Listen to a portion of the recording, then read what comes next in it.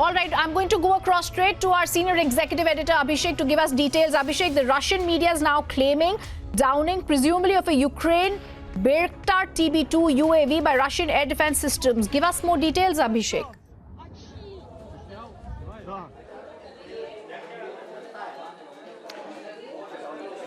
Well, Russia claims shooting down a Ukrainian drone. Yes, Abhishek. Pictures that we are getting.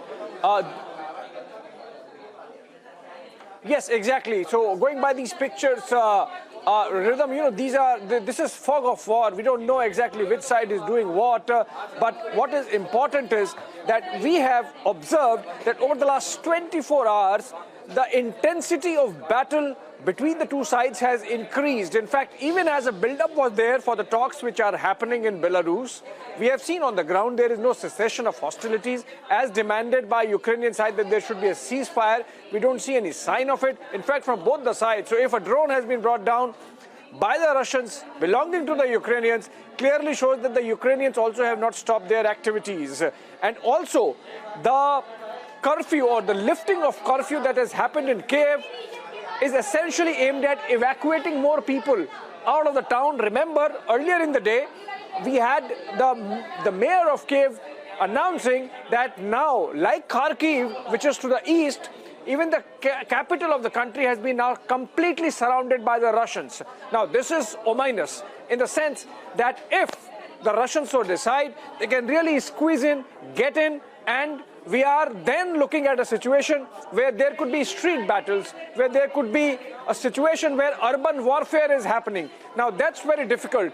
There is generally in this kind of situation more damage to the side which is on the offensive because defensive positions have been taken. But then this is very critical for the civilian population. It's dangerous to be there inside. And that's why we have seen, for example, even India coming out with second advisory in the day where students and other Indian citizens present in Kiev have been advised that take benefit of this lifting of curfew, and if trains are available, cabs are available, taxis are available, move out of Kiev and move towards west, which is towards Lviv and to the borders in the west, because that area still remains little calm. But then also, Rhythm, over the last 24 hours, we have seen the intensity of destruction really unraveling by way of pictures from multiple sources that we are getting, where that our input desk here behind me is frantically working on and getting. So if you can, viewers can see all these people working on their desks are essentially working on getting those pictures for you right there on your screens. These pictures essentially show increase in intensity of the fighting, increase in the levels of destruction that we are seeing, and absolutely no abatement insofar as hostilities between the two sides is concerned, even as talks are going on, Rhythm. So this is something which does not look good. Ultimately, some sort of truce has to be looked at. We have seen how the resolution at the United Nations Security Council ultimately vetoed by Russians, and then of course the UNGA statement have not cut ice in terms of facts on the ground about hostilities. But then the fact that Ukrainians who were not willing to talk to Russians in Belarus ultimately agreed clearly shows that Russians seem to be in control of the narrative on the ground. Perhaps the reason why the Ukrainians were really forced to change their position and come and negotiate where the Russians wanted. So I think evolving situation, increased intensity of hostilities, increased intensity of destruction, and more importantly for Indian viewers, advisory by the embassy that taking benefit of the lifting of curfew, those citizens who are there inside Kiev, please leave, move towards west.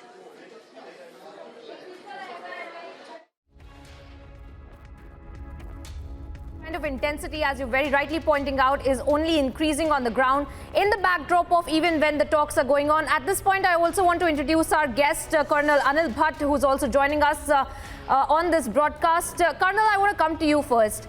You know, this kind of talk that we see that is happening in Belarus between the delegation of Russia and Ukraine, we had seen a lot of diplomatic back and forth yesterday when the Russian delegation had reached there. Ukrainian had said that they will not be coming to Belarus. But now, what can we expect in these talks, even as we bring the ground situation intensifying?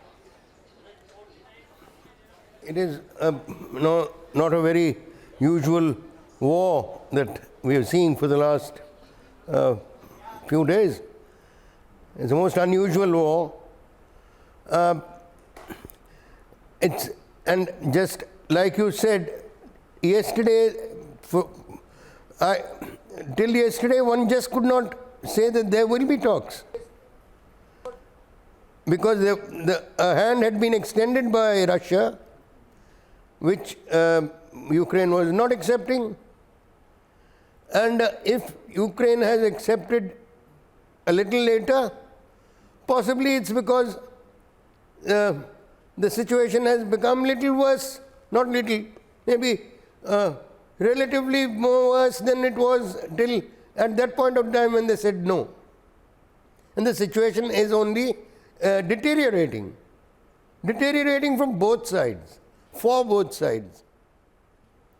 At one point, I think both Mr. Putin and his counterpart did not take everything into account as far as what the adversaries would be. Particularly, Mr. Putin probably thought it would be, not very difficult to reach Kyiv. Yes.